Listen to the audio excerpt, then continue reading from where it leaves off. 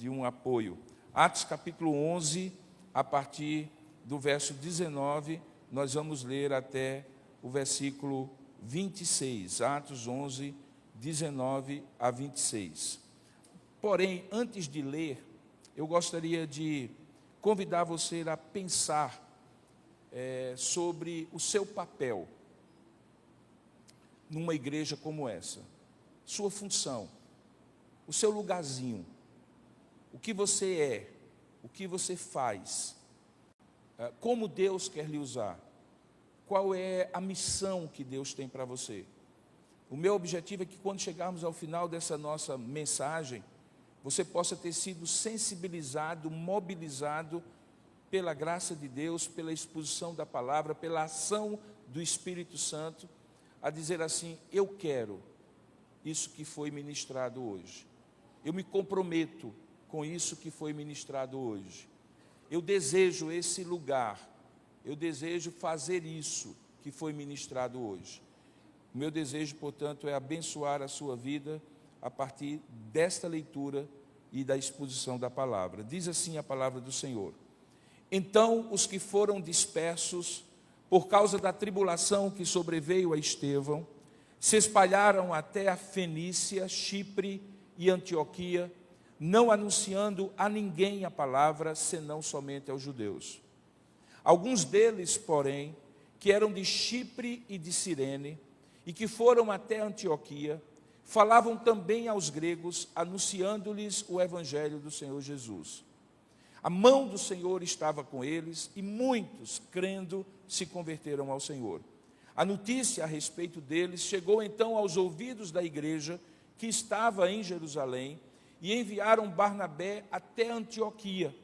E tendo ele chegado, e vendo a graça de Deus, alegrou-se, e exortava a todos a que com firmeza de coração permanecessem no Senhor, porque ele era um homem bom, cheio do Espírito Santo e de fé, e muita gente se uniu ao Senhor.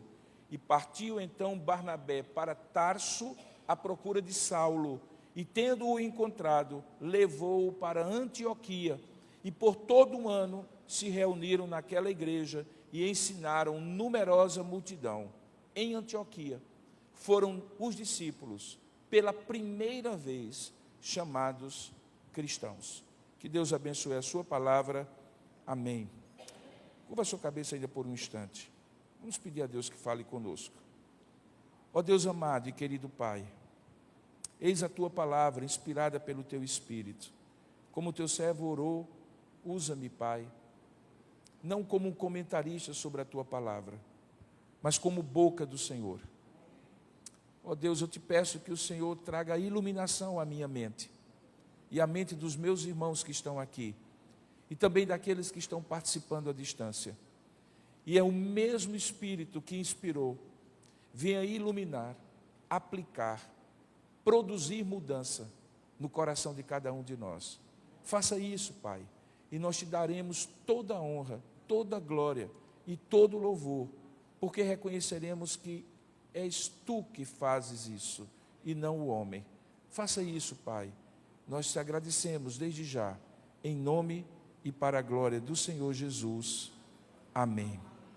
Você certamente já deve ter ouvido, especialmente os que ainda estão estudando sobre isso, de algo que nós chamamos de catalisador, ou uma substância catalisadora. Vem da química.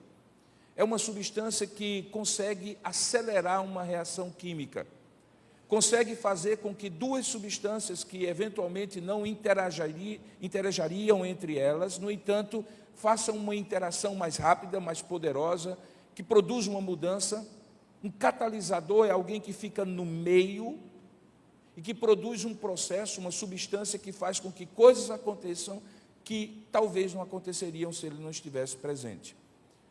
Essa mesma ideia de catalisação, de catalisador, que vem de uma ciência, de uma substância química, no entanto, é aplicada frequentemente a processos humanos.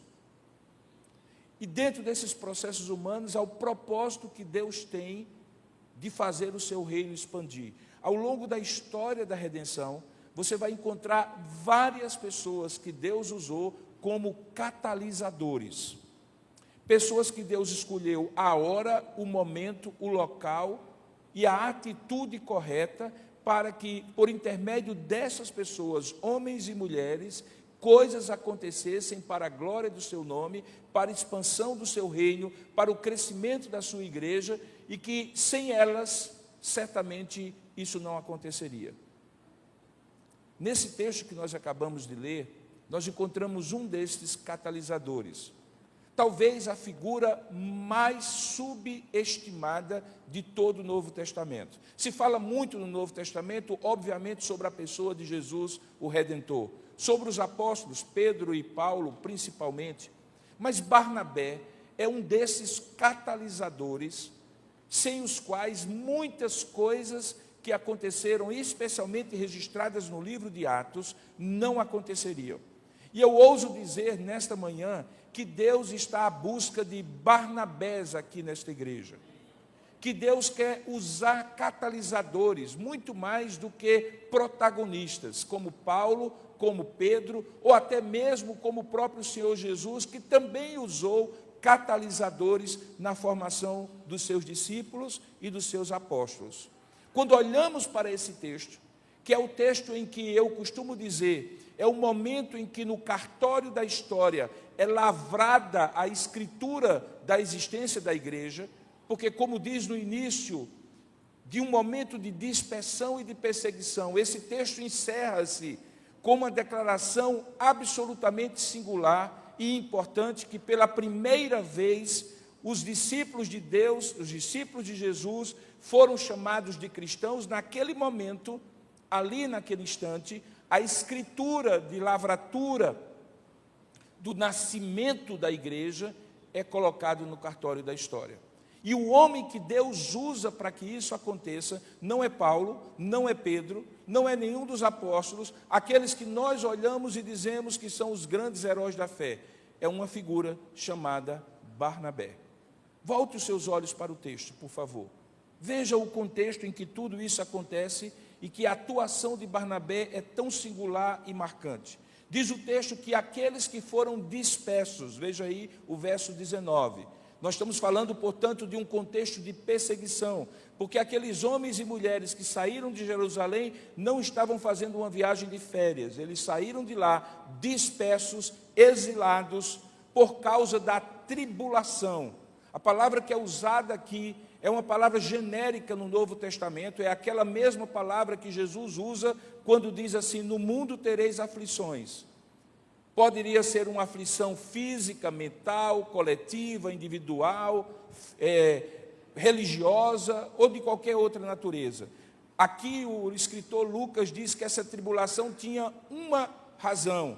É porque Estevão, aquele diácono evangelista, tão usado por Deus, havia sido martirizado, o primeiro mártir da história. E como consequência, como ondas de perseguição equivalentes e decorrentes deste martírio, muitos cristãos tiveram que sair com a roupa do corpo, fugindo de Jerusalém, e se espalharam por todo o litoral norte de Israel, onde hoje estaria a região do Líbano, da Síria, todo o litoral norte, onde no passado havia Tiro e Sidom, as grandes cidades e estados da Fenícia. Eles se espalharam e chegaram justamente à Fenícia, à ilha de Chipre, que ainda existe hoje no mar Mediterrâneo, e a Antioquia da Síria. E diz o texto que enquanto eles estavam sendo dispersos, perseguidos, fugindo para não morrer, assim como havia acontecido com Estevão, eles começaram a anunciar a palavra. O texto aqui diz que eles proclamavam a palavra. Eles anunciavam aquilo que eles criam enquanto estavam sendo perseguidos. Mas com uma visão tanto quanto limitada, porque o verso diz que eles anunciavam a palavra a ninguém, a não ser aos judeus, senão somente aos judeus. A visão que aqueles irmãos tinham no início da igreja era que Jesus, o Messias judeu, era para os judeus, e eles, como judeus, em grande parte, aqueles que eram dispersos, anunciavam somente a outros judeus, numa visão extremamente pequena, restrita, de que o evangelho era apenas para os descendentes de Abraão. O texto diz, porém, no versículo 20, que dentre eles, alguns deles, que eram de outras regiões, que não de Jerusalém, que já estavam acostumados a ver gentios eventualmente se interessando pelo Evangelho, que eram da região de Chipre, a terra natal de João Marcos, a terra natal de Barnabé, aquela ilha, e de Cirene, uma colônia romana no norte da África, e que foram também até Antioquia, falavam também aos gregos, que é um termo técnico que Lucas usa para significar os gentios. E aqueles gentios também começavam a ouvir, porque a estes também se anunciava o evangelho do Senhor Jesus. Então nós temos aqui uma situação muito esquisita do início da fé cristã. Você tinha um grupo que, por ser judeu, e sendo Jesus judeu, a promessa era para os judeus, veio para o que era seu. Lembra João capítulo 1, verso 11? Eles entendiam que o evangelho deveria ser pregado apenas para judeus.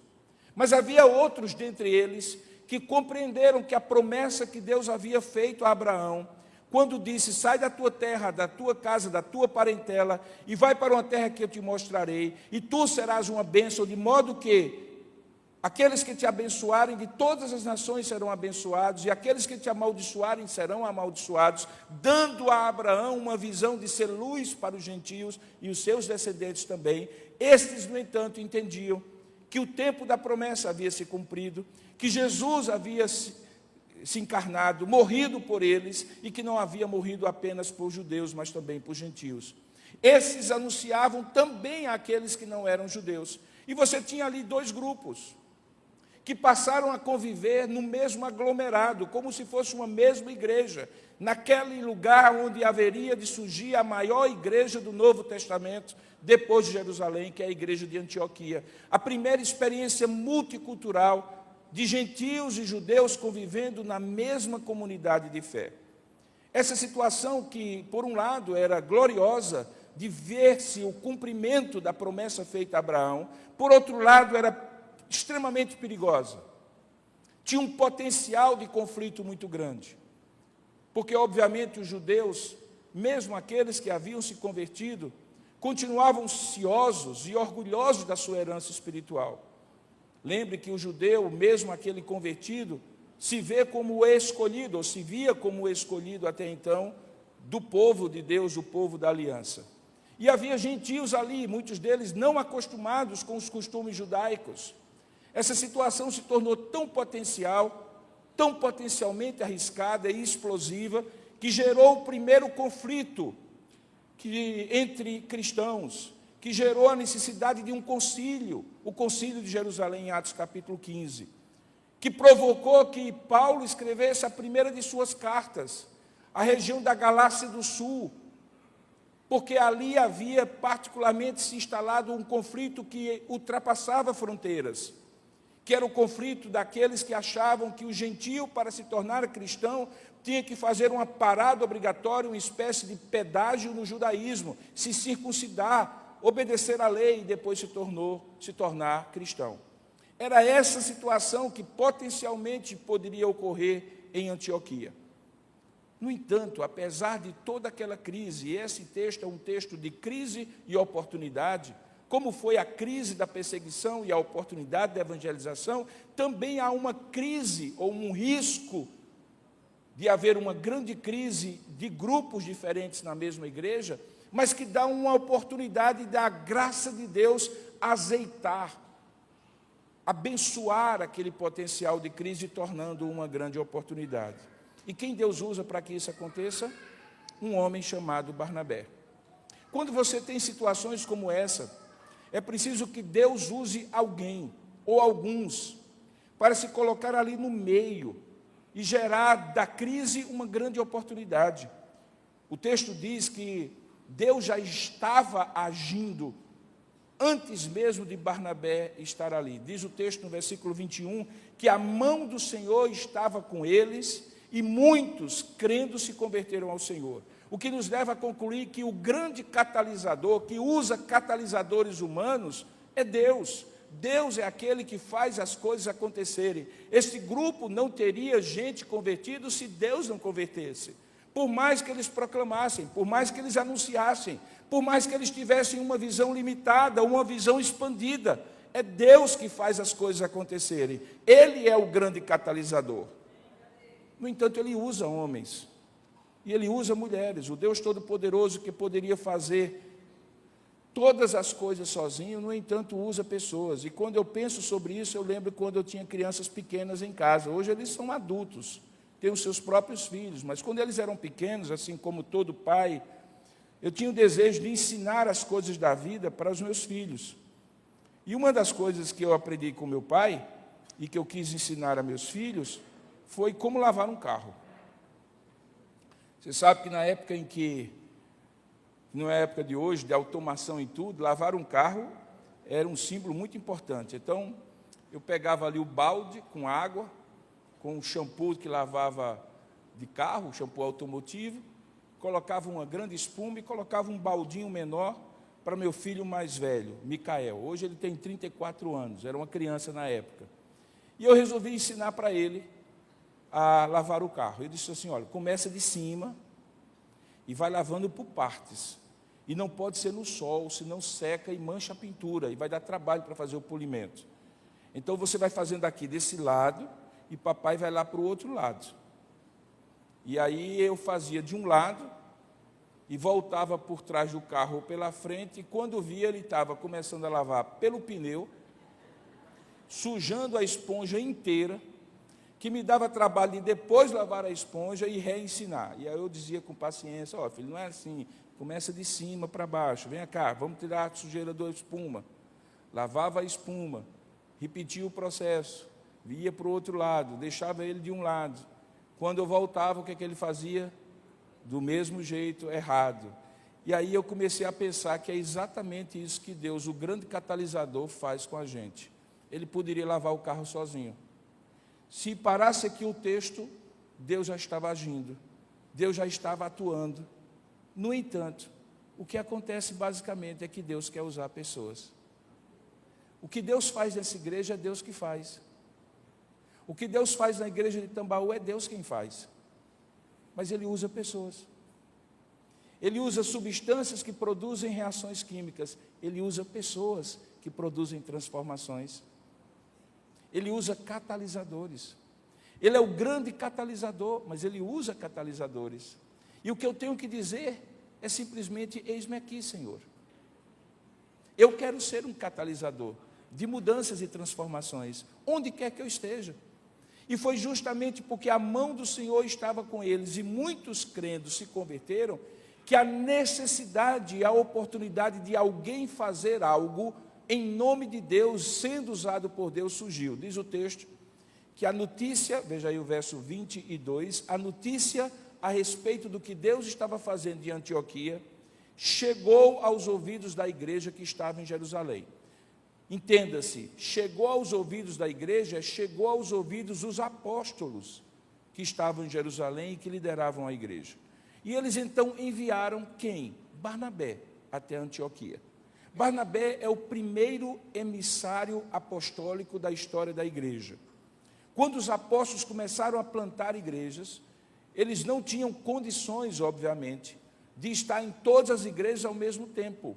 Eles não tinham o dom da ubiquidade. E então eles precisavam pastorear à distância. E as cartas que Paulo, Pedro e João escrevem são pastoreios à distância.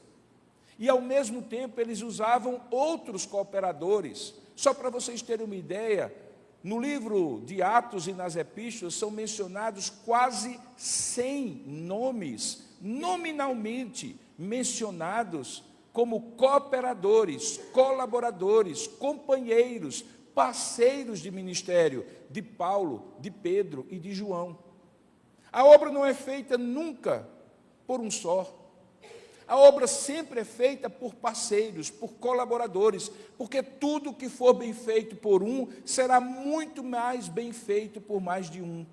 E Deus tem esse princípio, por isso que Ele usa catalisadores. Barnabé era um desses homens, mas Barnabé tinha umas características interessantes. Ele aparece apenas 4 ou 5 vezes em momentos cruciais do livro de Atos. A primeira menção que você tem a Barnabé acontece no contexto do início de Atos, quando Lucas vai registrar aquele triste episódio de Ananias e Safira. Você lembra da história? Aquele casal que vendeu parte do que eles tinham, ou vendeu um terreno, reteve parte do que eles queriam para si, esconderam dos apóstolos e chegaram diante de Pedro dizendo que aquele valor era o valor total. Antes de contar aquele triste episódio de avareza, de mentira, que acabou produzindo a morte deles como juízo de Deus, o livro de Atos, Lucas, o escritor, registra o aparecimento pela primeira vez de um homem chamado Barnabé. Diga-se de passagem, esse não era o nome dele, esse era um apelídio. O nome dele mesmo era José. E o texto lá diz que José vendeu uma propriedade, pegou o valor total e entregou aos apóstolos para que se visse para o benefício daqueles que nada tinham. Parece que aquela atitude era costumeira dele. Tanto é que ele passou a ser chamado de José Barnabé, o filho do apoio, o filho da exortação, o filho do consolo. Barnabé passou a ser o seu nome, porque os apóstolos que eram apóstolos começaram a ver na pessoa dele um apoiador, alguém com quem eles podiam contar, alguém que de fato estaria ao lado deles, como estaria em vários momentos da história, e começou assim. Só que de repente Lucas termina de contar essa história em 3, 4 versículos, e Barnabé some, submerge na narrativa de Lucas, e desaparece. Você não tem nada sobre Barnabé no capítulo 5, capítulo 6, melhor dizendo. Você não tem nada sobre Barnabé no capítulo 7, nada no capítulo 8. Quando chega no capítulo 9, Barnabé reaparece. Na narrativa de Lucas, ele volta à superfície e ele aparece. Em que contexto? Conversão de Saulo de Tarso. Saulo de Tarso se converte, o maior perseguidor, no caminho para Damasco. E chega a Damasco sob desconfiança. Os judeus que perseguiam junto com ele aos cristãos começaram a vê-lo como traidor. Chegaram a fazer uma armadilha para matá-lo, porque ele era um traidor. E os cristãos começaram a ver com desconfiança, porque ele parecia um infiltrado entre eles. Imagine o maior perseguidor da igreja sentar ao seu lado na igreja, começar a dar glória a Deus, aleluia, e saudar a você com a paz do Senhor. Você olha de lado e diz assim: será que esse cara se converteu mesmo? Era exatamente debaixo da desconfiança dos que antes eram apoiadores e dos que agora eram perseguidos, mas companheiros agora de Cristo, que Paulo estava em Damasco, ainda conhecido como Saulo de Tarso, o grande perseguidor. A situação ficou impraticável e ele teve que sair de Damasco, fugido por cima da muralha, escondido num cesto, e dali ele foi para Jerusalém, porque alguém colocou Saulo de Tarso debaixo do braço e disse assim: eu acredito na sua conversão e eu preciso apresentar você aos apóstolos para que eles reconheçam o seu chamado para ser um apóstolo fora do tempo. Quem foi que fez isso? Barnabé. Barnabé reaparece na vida e na história de Paulo, no início da fé de Paulo. É exatamente Barnabé o catalisador da transformação da imagem de Paulo, de um perseguidor a um apoiador e um novo apóstolo. É ele que confia na conversão do novo convertido. É ele que dá o apoio, é ele que está junto com Paulo, é ele que se torna fiador da conversão de Paulo. Eu imagino a cena de chegar diante de Pedro e das demais colunas da igreja e dizer assim: o rapaz se converteu mesmo. Eu atesto, eu tenho visto os frutos da conversão dele, ele de fato foi transformado.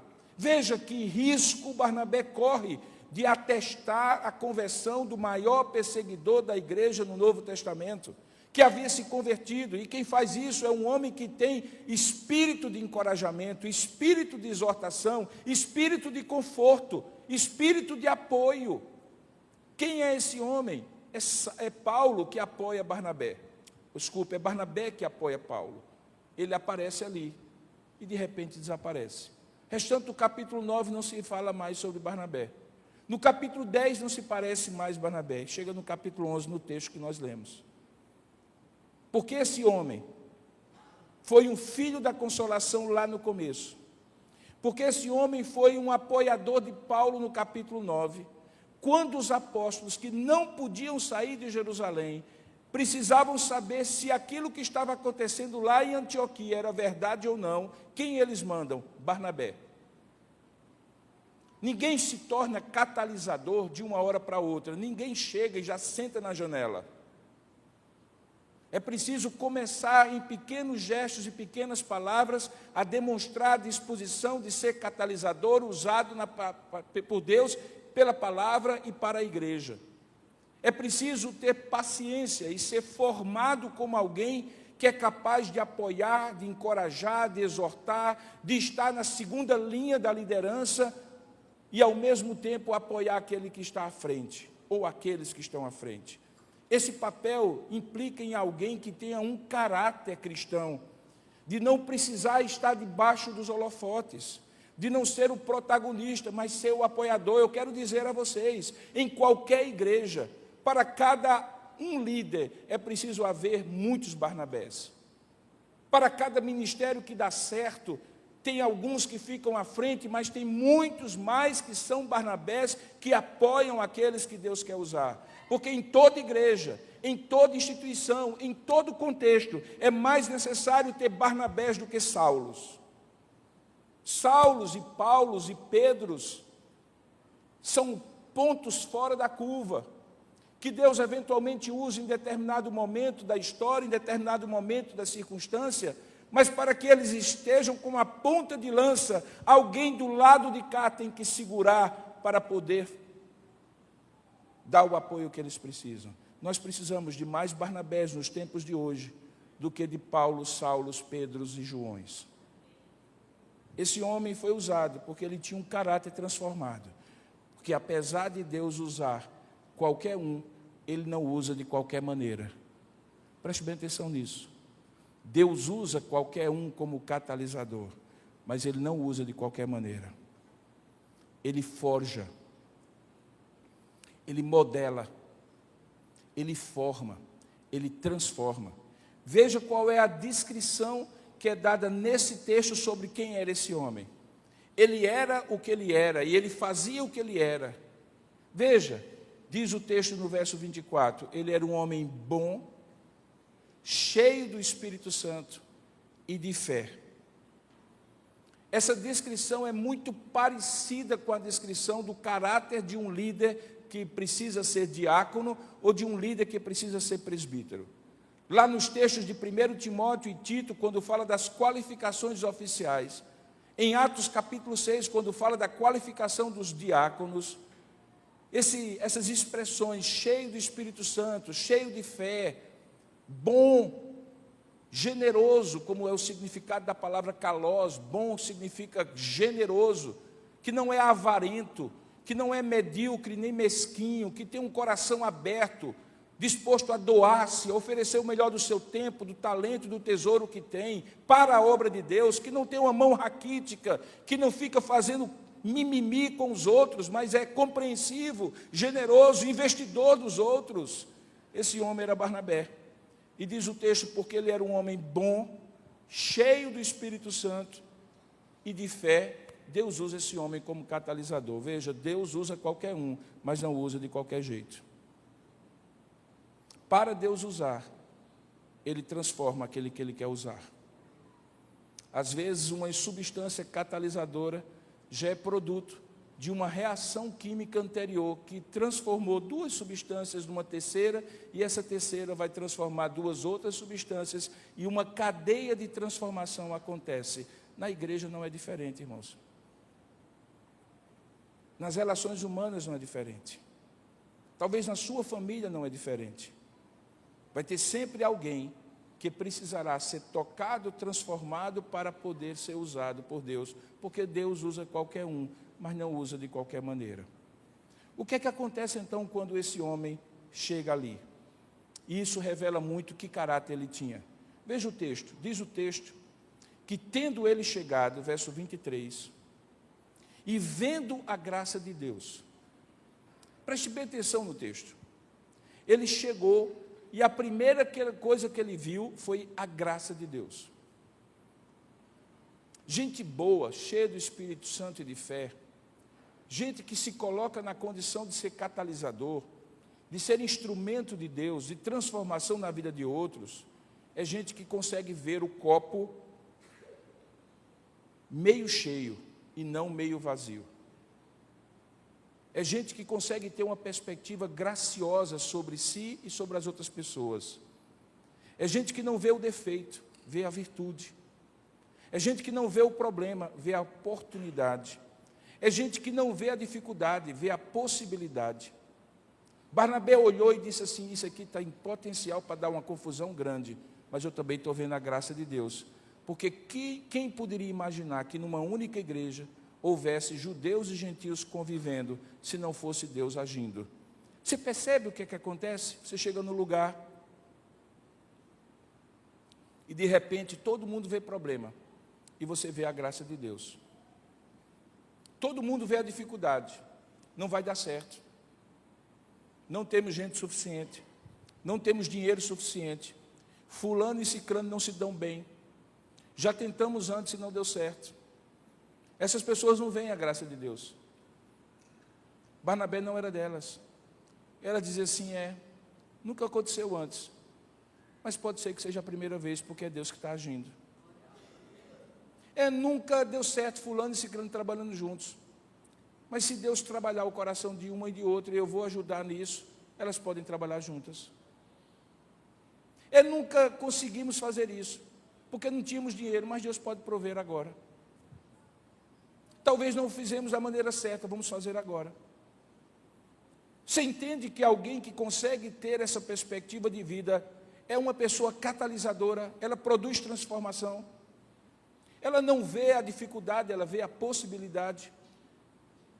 Ela não vê o potencial de risco, ela vê o potencial de oportunidade. Assim era Barnabé. Barnabé olhou para Paulo e disse assim, e se esse rapaz não se converteu mesmo? Não, ele olhou assim e disse assim, só Deus para converter esse homem em um cristão. Ele viu a graça. Diz o texto que ele viu a graça quando chegou naquela circunstância em Antioquia. E diz o texto que ele vendo a graça, olhe o que aflorou de sentimento no coração dele. Diz que ele alegrou-se.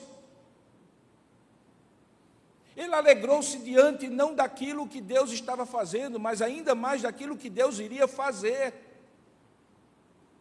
Não era uma alegria de uma gargalhada, era uma alegria de uma paz serena de ver Deus agindo, quando ninguém via, só via o problema. Tudo bem, tinha gente se convertendo, você sabe que tem igreja que quando gente se converte, o pessoal se incomoda, né? Por incrível que pareça. Recentemente eu estava num lugar e o pastor disse para mim, nós estamos com um problema. É porque nós antes tínhamos muito espaço e pouca gente, agora nós temos muita gente e pouco espaço. Eu disse, o problema bom, meu irmão. Eu queria que todas as igrejas que eu conheço tivessem esse problema. Muito espaço não, muita gente com pouco espaço. Isso, pois é, mas os crentes mais antigos da igreja têm os seus lugares certos, e esse pessoal novo que está chegando, está sentando no lugar deles. Eu digo, meu irmão, pelo amor de Deus, esse é o problema que você tem na sua igreja? Não, mas é porque a irmã que sempre liderou a SAF, agora está se sentindo ameaçada porque gente nova com ideias novas está começando a questionar a maneira como ela faz. Mas esse é o problema. E aí ele começou a elencar uma série de situações que eu tenho certeza que vocês não vivem aqui. Nem eu vivo lá na igreja de Tambaú, nem igreja nenhuma vive. Só Barnabé teve que enfrentar. E o que é que ele fez? Ele viu a graça.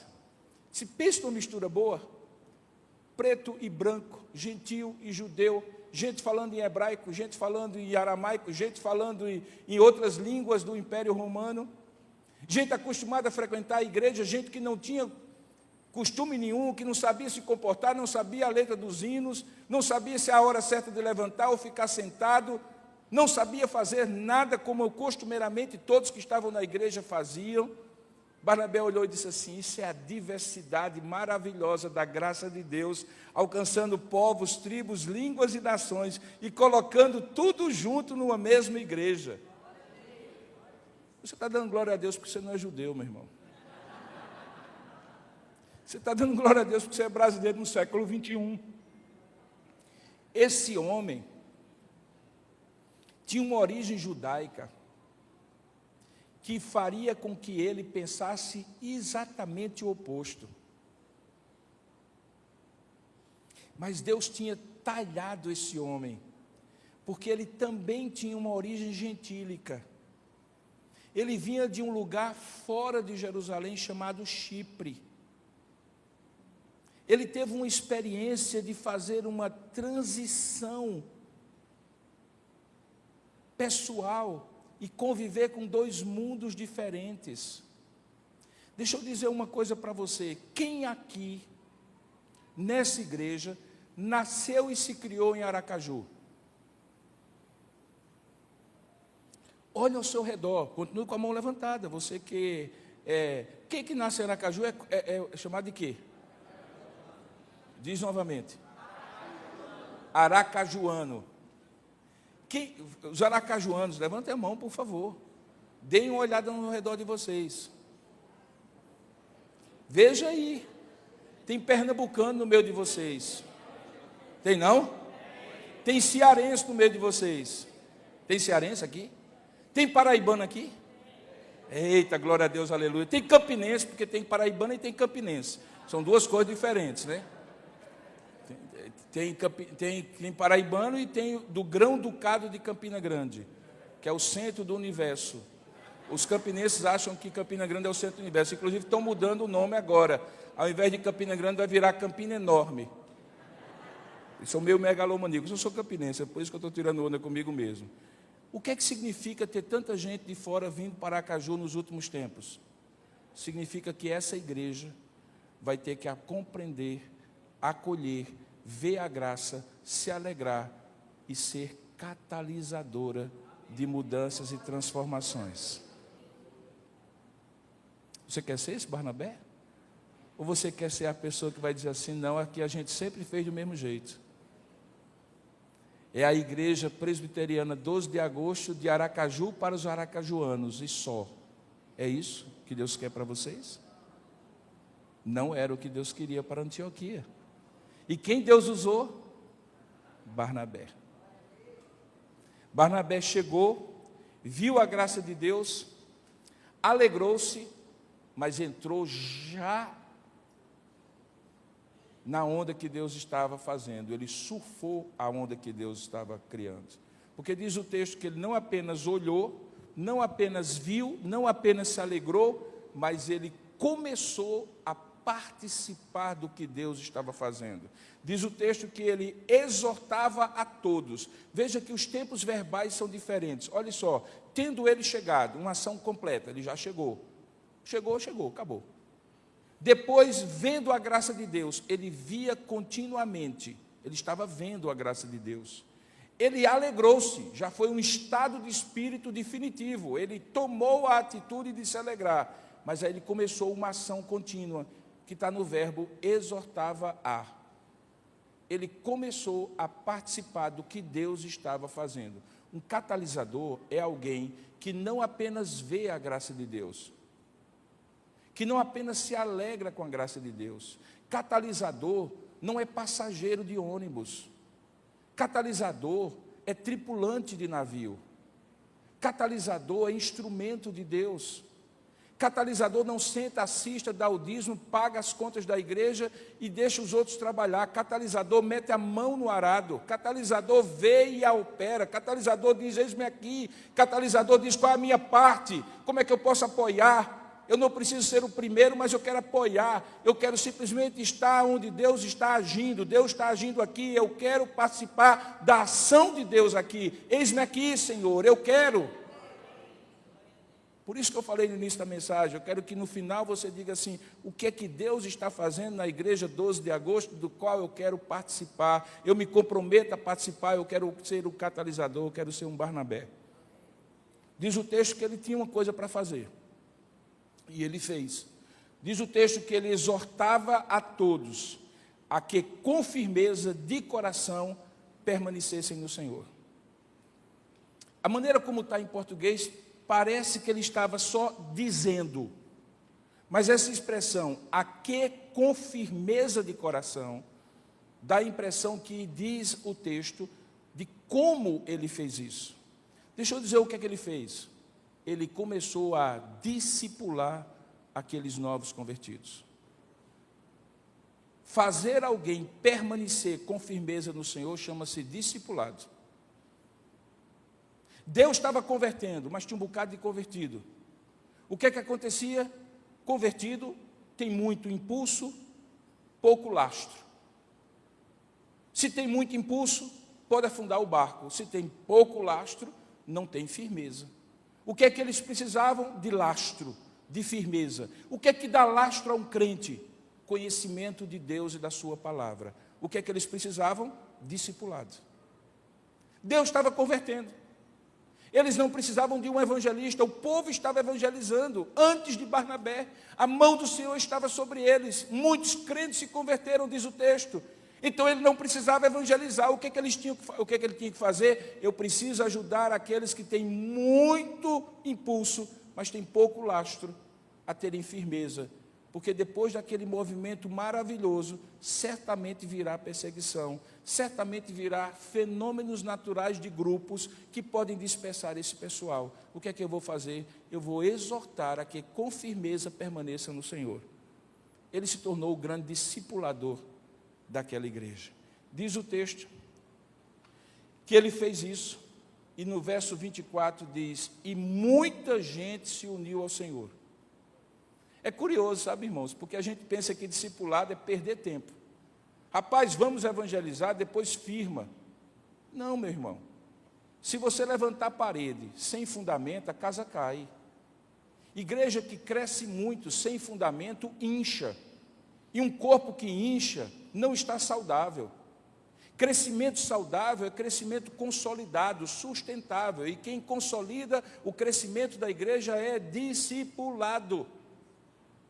Discipulado ensina o crente não a se comportar como crente, mas ensina o crente a buscar de Deus, pelos meios de graça, a maneira de se firmar. E foi isso que Barnabé fez. Ele teve um papel estratégico, irmãos. Quem olha para essa igreja e imagina sem Barnabé, você vai imaginar um aglomerado enorme de pessoas fracas na fé, volúveis, levadas por todo o vento de doutrina. Era tudo novo convertido. Imagina essa igreja receber de um dia para o outro 5.000 pessoas, novas convertidas. Não é gente transferida de igreja presbiteriana, novas convertidas. Quem é que vai receber esse povo na igreja 12 de agosto e discipular? Quem é essa pessoa? É você, meu irmão. Você consegue compreender que você tem o que oferecer para pessoas novas? Eu costumo dizer aos colegas que estão começando o ministério, pregue com a autoridade que Deus lhe deu, porque na hora em que você abrir a boca com a palavra de Deus, você é a pessoa que sabe o que Deus tem para aquela igreja, para aquele povo. Mesmo que você saiba pouco, você sabe um pouco mais do que os demais, porque foi com você que Deus falou para lhe dar o recado para o povo do Senhor.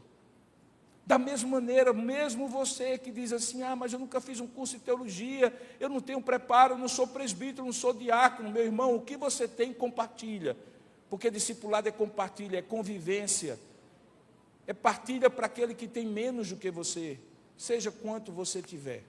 E Barnabé fez isso. Diz o texto que isso fez muita gente se unir ao Senhor. O que é que você e eu faríamos? Bom, chegou um bocado de gente na igreja, eu fiz o meu trabalho de discipulado, mais gente chegou na igreja, está uma maravilha, vamos agora aproveitar e descansar um pouquinho, né? Eu vou continuar fazendo o mesmo, mas num ritmo menor. Barnabé não. Barnabé fez 2 leituras. Primeiro, tem muito mais coisa para fazer, não é tempo de parar. E segundo, eu não consigo fazer sozinho, nem tenho todas as competências para fazer sozinho. O que é que ele faz? Veja como o texto é curioso. Ele vem numa narrativa, Lucas vem numa narrativa, quando chega no versículo 25, tem uma quebra na narrativa do texto. Você não consegue ter sonoridade nessa narrativa. Olha só, porque era homem bom, cheio do Espírito Santo e de fé, e muita gente se uniu ao Senhor. Ponto. O texto parou aí, né? Parece que parou aí, né? Aí do nada diz assim, e partiu Barnabé. Ué, partiu por quê? Quem mandou ele partir? Por que ele partiu? O que o motivou a partir? Para que ele partiu? Não tem nenhuma explicação, diz apenas o texto que ele partiu e partiu para um lugar específico, para a cidade de Tarso, na Cilícia. E quem era de Tarso, irmãos? Saulinho, aquele menino convertido que Barnabé colocou debaixo do braço e levou para os apóstolos. Muitos anos tinham se passado desde então. Quando Barnabé sabe que tem mais obra para fazer e não vai dar conta, seja por sua limitação física, intelectual, espiritual, seja pelo que for, ele busca ajuda, porque todo catalisador busca ajuda. Desconfie de alguém que lidera sozinho.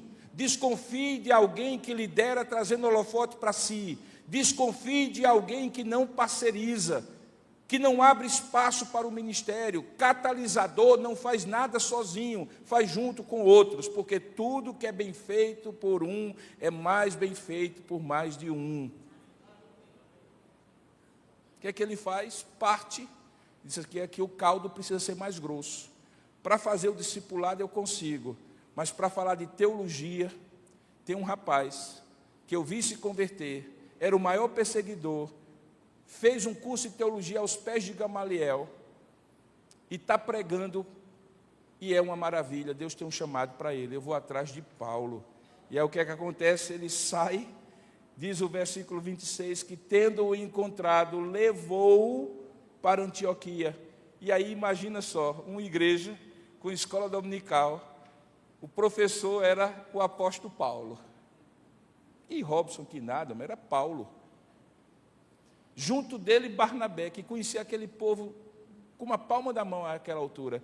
E diz o texto que por todo um ano, não no domingo, não 52 semanas, não 52 domingos, por todo um ano, se reuniram naquela igreja e ensinaram, veja, não era mais muita gente, era numerosa multidão.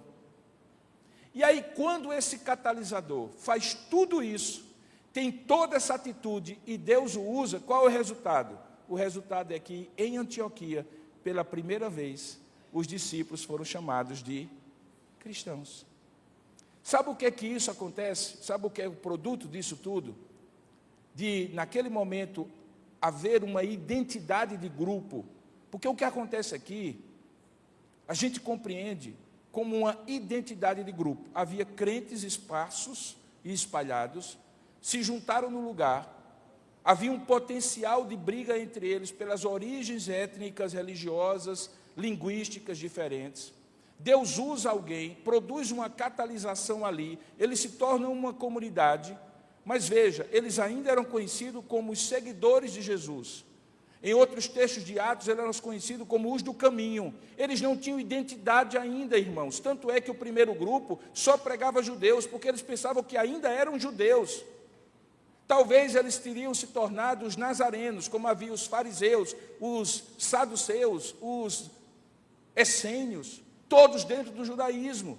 Mas é nesta hora, e por obra de um homem que é catalisador, que eles criam uma identidade de grupo.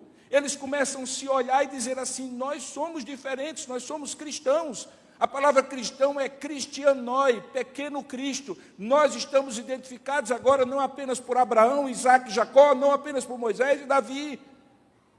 O nosso fator de identificação é Jesus Cristo. Nós somos cristãos e começaram a se chamar de cristãos. E o povo lá fora começou a chamá-los de cristãos. E no cartório da história se lavrou a escritura de nascimento do cristianismo. Por obra de quem, irmãos? Por obra de Deus, o grande catalisador. Mas quem ele usou? Barnabé.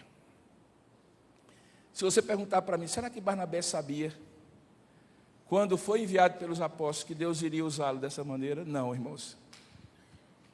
Deus não sabia. Melhor, Deus sabia, Barnabé não sabia. Ele não sabia. Deixa eu dizer uma coisa, você quer ser usado por Deus, não pergunte qual vai ser o resultado. Simplesmente se disponha a ser um instrumento. Porque se você disser assim: Senhor, eis-me aqui, o resultado está na mão de Deus.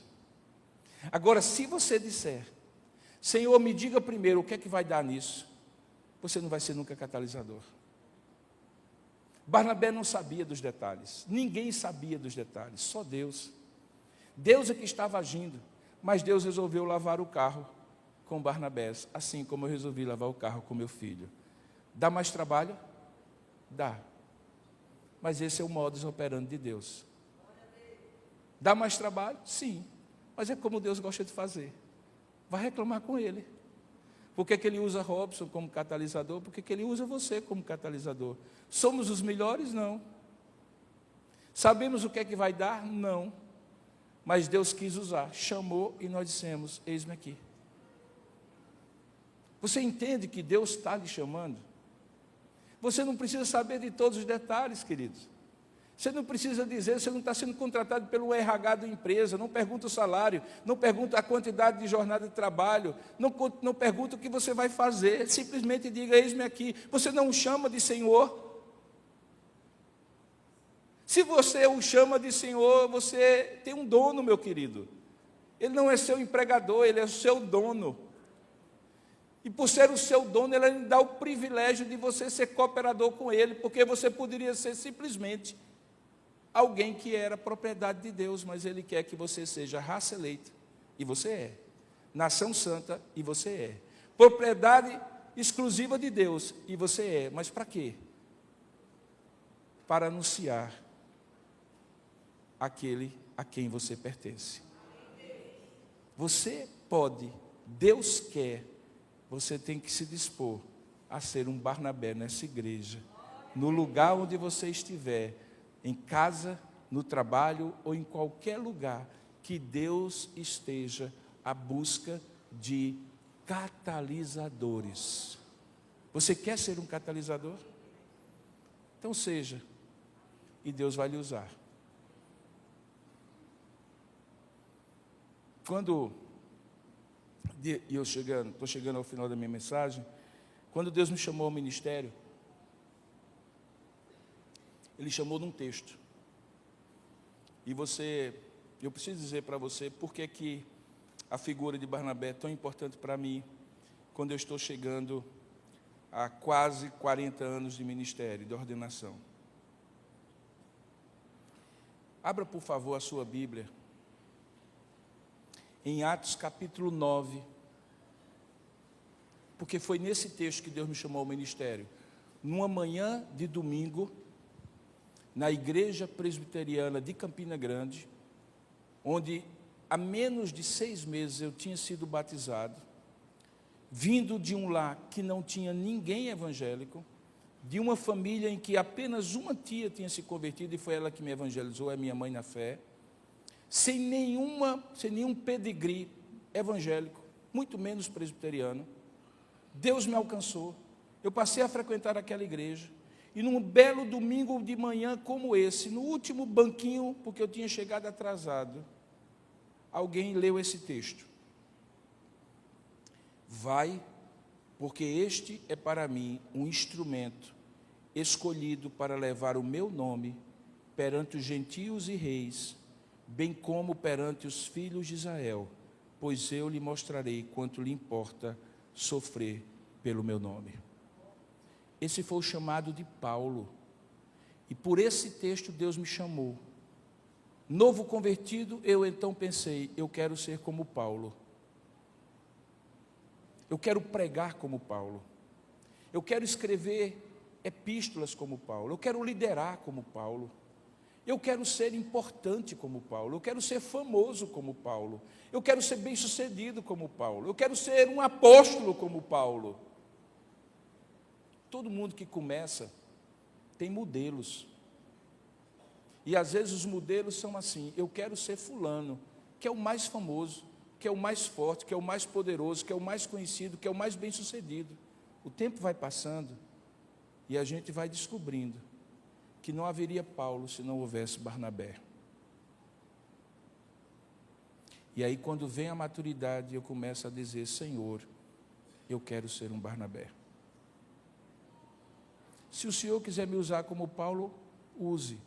Mas eu quero ter uma atitude de Barnabé. Deixa eu dizer uma coisa.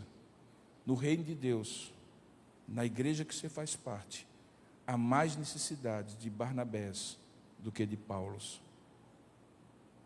Porque Barnabé catalisa transformações, embora não seja o protagonista delas. A minha oração e o meu desafio para você é que nessa manhã você diga: eu não sei como, eu não sei onde, eu não sei fazendo o quê, mas eu quero ser um Barnabé, eu quero ser um catalisador no reino de Deus. Curva sua cabeça por um instante. E se você ouviu em algum momento dessa mensagem, Deus despertando o seu coração, no sentido de você fazer uma oração e dizer assim: Senhor, eis-me aqui, seja o que for, como um catalisador e um Barnabé, eu lhe convido nessa hora a orar comigo. Eu gostaria de orar com você e por você.